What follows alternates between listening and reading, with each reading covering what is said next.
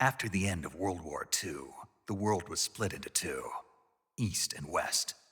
This marked the beginning of the era called the Cold War.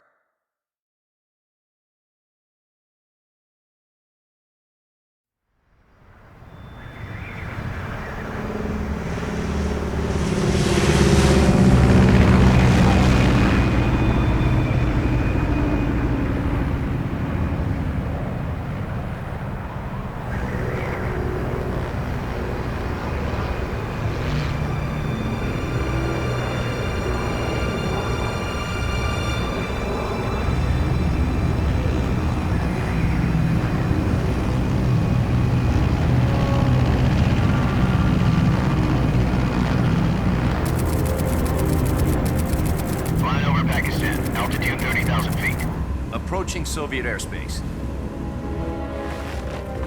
20 minutes to drop off. Commencing internal depressurization. Equipment check. Arm main parachute. All right. You ready to go? Drop zone still showing a high pressure mass. Cav okay. Good. We've got high visibility.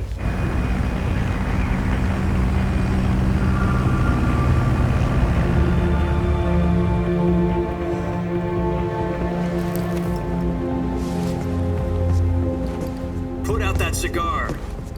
Connecting oxygen hose to interior connector. Put on your mask.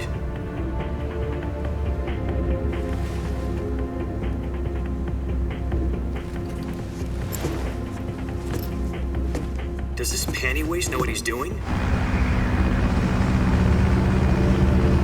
Approaching release point. 10 minutes to drop off. Hey, are you deaf? He said put out the cigar and put on your mask.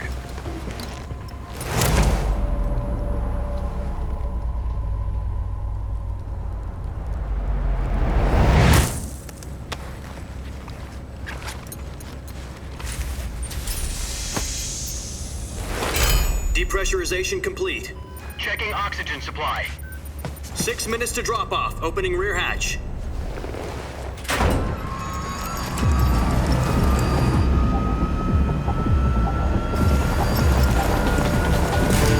Sunrise.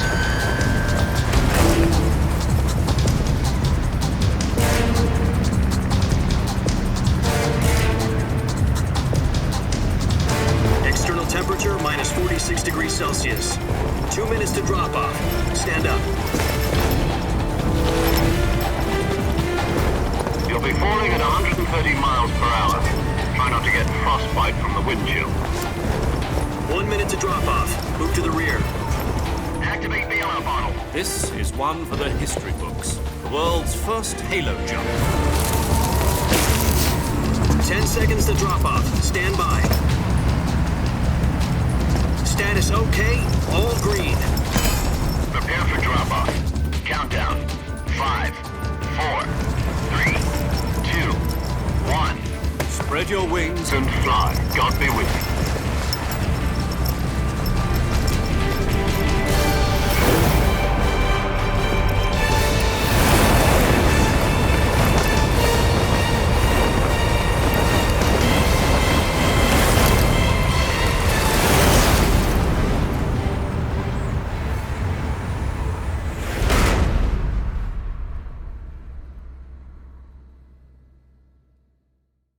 Jack, I've got some important news. The head of the CIA has finally given us the green light for the virtuous mission. Virtual mission? No, the virtuous mission. The future of our Fox unit depends on it. If it succeeds, we'll be officially organized into a unit. Virtuous mission? Sounds like some kind of initiation ritual. You know, don't get cocky. This isn't a training op. Right. So what exactly is this wonderful mission? Well, about 2 years ago, a certain Soviet scientist requested asylum in the West through one of our moles. His name is Nikolai Stepanovich Sokolov. He's head of the OKB 754 Design Bureau, one of the Soviets' top-secret weapon research facilities, and the East's foremost expert on weapons development. Sokolov? Isn't he that famous rocket scientist? The very same. On April the 12th, 1961, the Soviets achieved the first manned spaceflight in history. The Earth was blue, but there was no God. Well spoken. The rocket that carried Yuri Gagarin to orbit was the A-1, known as the Vostok rocket. Sokolov is said to be the man most responsible for the multi-engine cluster used in that rocket. After Gagarin's flight, Sokolov left rocket development to become the head of the newly established Design Bureau. From a lowly technician to head of a design bureau, that's quite a success story, so why'd he want to defect? It seems he'd become afraid of his own creations. Afraid? Call it a crisis of conscience. And for that, he left his country and his family behind and went over the fence? Not exactly. One of his conditions was that his family was also to be taken safely to the West. We used a mole to get the family out first and succeeded in sneaking Sokolov over the Berlin Wall shortly afterwards. I was the one who conducted the operation. The security on the eastern side was still full of holes back then. Then what? We got Sokolov over in one piece, but the whole ordeal had left him exhausted, and we checked him into a hospital in West Berlin. It took him 2 weeks and more than 600 miles to get from the research facility in the Soviet Union to Berlin. He was in no condition to say anything coherent. And it was only a week later that we had something much bigger on our hands. The Cuban Missile Crisis. October the 16th, 1962, President Kennedy received word that the Soviets were in the process of deploying intermediate-range ballistic missiles in Cuba. The President demanded that the Soviets dismantle and remove the missiles. At the same time, he announced a naval blockade to prevent further missile shipments from reaching Cuba. But the Soviets didn't back down, instead placing their armed forces on secondary alert. Soviet transport ships carrying missiles continued on course towards Cuba. US and Soviet forces went on alert for an all-out nuclear war. Frantic negotiations were conducted through the UN's Emergency Security Council and unofficial channels to end the hair-trigger standoff. Finally, on October the 28th, the Soviet Union agreed to remove its missiles from Cuba, and so the world avoided a nuclear holocaust. But in order to get the Soviets to pull their missiles out, we had to make a deal. You mean the one where the US agreed to remove its IRBMs from Turkey? No. The Jupiter IRBMs deployed in Turkey were obsolete, and we were going to get rid of them anyway. They had no strategic value whatsoever to either the US or the Russians. The Turkey deal was a ruse, a cover story that was fed to the other intelligence agencies around the world. So what did the Russians really want? Sokolov. They wanted us to return Sokolov. You mean the Soviets pulled out of Cuba just to get their hands on Sokolov? That's right. What the hell was he working on? At the time, we had no idea. We were running out of time. It was either give up Sokolov or risk full-scale nuclear war. In the end, we had no choice. President Kennedy gave in to Khrushchev's demand. The next day, I got Sokolov out of the hospital, handing him over to agents on the eastern side. Sokolov kept on screaming, "Save me," until he disappeared from my sight. Then a month ago, we received some new information from one of our moles. About Sokolov? Yes. He was taken back to the research facility and forced to continue working on the weapon in question under KGB supervision. What's more, it's on the verge of completion. So what kind of weapon is it? Something to do with space rockets? No, missiles. Same technology. I guess you're right. We don't know the details, but it appears to be a new kind of nuclear device. For half a year now, the Soviets have been conducting frequent nuclear tests at Semipalatinsk. Something to do with the weapon, I assume. We're talking about a secret weapon so big that Khrushchev was ready to pull out of Cuba to get it back. Is Sokolov still in the facility? No, according to our intelligence, he's in Selinoyarsk, a place in the mountains about 3 miles to the west that's known as the Virgin Cliffs. The Virgin Cliffs. Nice name for a virtuous mission. They moved him there just recently. Why? Apparently, they're conducting a field test of the weapon, but it's our best chance to get him back. This mission would never have been possible if he was still in the research facility. This is our last chance. Sokolov must have known that too when he contacted us.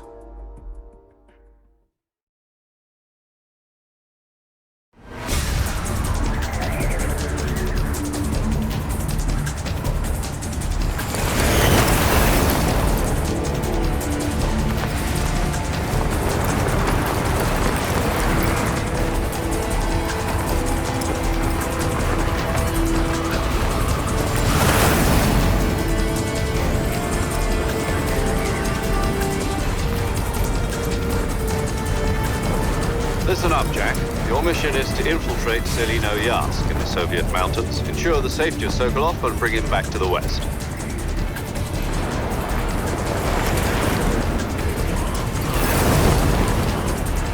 If we don't get Sokolov back before that weapon is complete, we'll be facing a major crisis. The clock is ticking.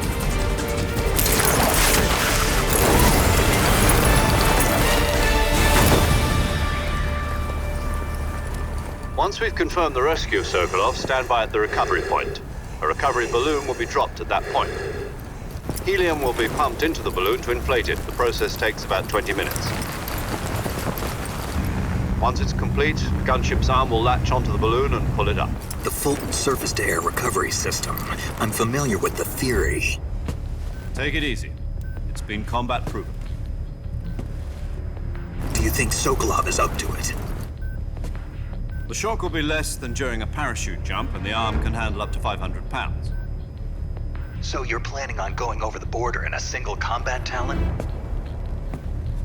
She's equipped with 2 6-barrel 20mm Vulcan cannons, as well as 2 40mm machine guns. Sounds like she could hold her own against a battalion of tanks.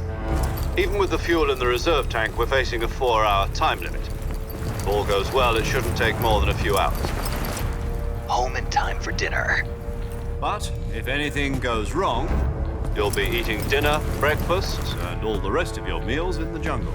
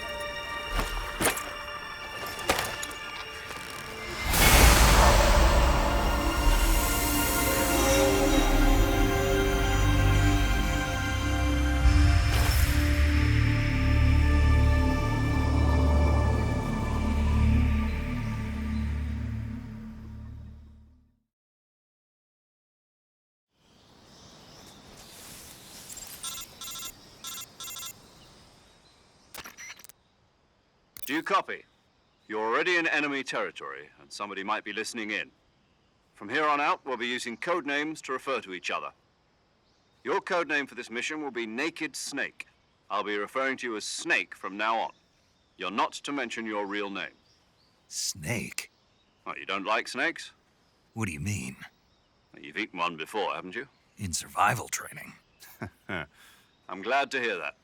I don't know if I'd ever order one in a restaurant, but... Be careful, you might not have a choice. What about you, Major? What should I call you? Let's see. I'll be Tom. Call me Major Tom. Oh, and Snake, Yeah, the crew isn't watching anymore. You can take off the disguise now. good idea. This isn't right. Time for the snake to shed his skin.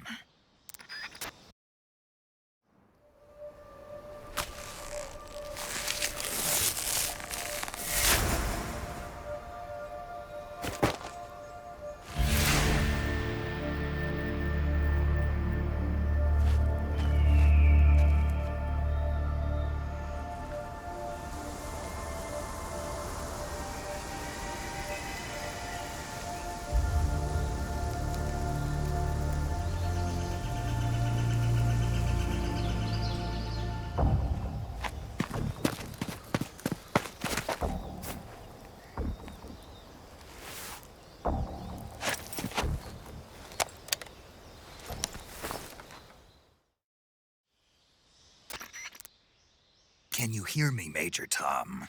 This is Snake. Kept you waiting, huh? This will be a sneaking mission. You must not be seen by the enemy. You must leave no trace of your presence. Is that clear? This kind of infiltration is the Fox unit's speciality. In other words, weapons and equipment are procured on site. That goes for food as well. You're completely naked, just as your name implies. Great. Now I see why you asked me if I like snakes. I suppose calling me Snake was your idea of a joke, too. No, there's a good reason for that. I'll tell you later when the time is right. Gotcha. Getting back to the subject, how exactly am I supposed to feed myself? You've been issued a knife and a tranquilizer gun. Use them to hunt for food. You'll also find some medical supplies in your backpack. Yeah, about the backpack. I lost it in a tree on the way down. I see. Well, you'd better go back and get it then. You know where it is? No problem. I can see it from here. It's stuck on a branch. To climb a tree, stand in front of a tree that's covered in ivy and